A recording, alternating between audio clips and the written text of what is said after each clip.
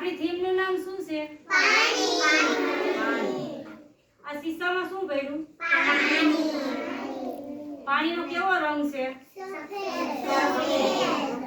પાણીનો આકાર હોય? તો પાણીનો આકાર કઈ રીતનો થાય તમને ખબર? પાણી છે ને એનો કોઈ આકાર નથી હોતો, પણ પાણીને આપણે જે વસ્તુમાં ભરીએ એવો એનો આકાર થાય. તમે ગોળ વસ્તુમાં ભરો તો ગોળ આકાર થાય, ચોરસ વસ્તુમાં ભરો તો ચોરસ આકાર થાય, બરોબર? હવે આ બોટલ છે ને ઈ લંબચોરસ છે. કેવી છે? લંબચોરસ. તો એનો આકાર કેવો થયો? લંબચોરસ. પછી આ બોટલ છે ને ઈ લંબગોળ છે. તો આનો આકાર કેવો છે પાણીનો? લંબગોળ. હવે પાણી છે ઈ ક્યાંથી આવે? વરસાદ વરસે એટલે ક્યાં પાણી જાય? નદીમાં.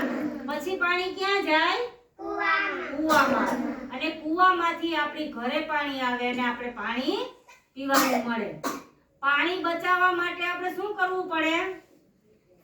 પાણી જરૂર પૂરતું વાપરવાનું, બરોબર?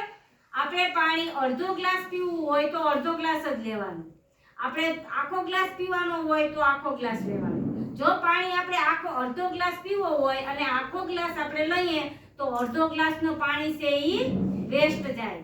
એટલે ઈ પાણી કેવું થયું? પાણીનો બગાડ. એટલે પાણી આપણે બચાવવાનું છે. બચાવવાનું છે ને? બાકી આગળ જાતા આપણે પાણીનો દુષ્કાળ પડે, પાણી ન મળે તો આપણે જીવી ન શકીએ. એટલે પાણીનો બચાવ કરશો? ખોટી રીતે પાણી ઘરે પણ ઢોરવાનું નથી હો. પાણી નહીં ઢોરવાનું. આપણે જરૂર પૂરતું જ પાણી લેવાનું. નળ ચાલુ કર્યો હોય આપણે હાથ ધોવા તો આપણા હાથ ધોવાઈ જાય એટલે તરત જ નળ બંધ કરી દેવાનો. ચાલુ નહીં રાખવાનું. પછી પાણીને વધારે વરસાદ આવે એ માટે આપણે શું કરવું પડે? ઝાડ વાવવા પડે. તો ઝાડ વાવીએ ને અને વધારે ને વધારે જંગલ હોય, વધારે ને વધારે ઝાડવા હોય તો જ વરસાદ થાય અને તો જ પાણી આવે. એટલે ઝાડવાને આપણે નુકસાન કરવાનું નથી.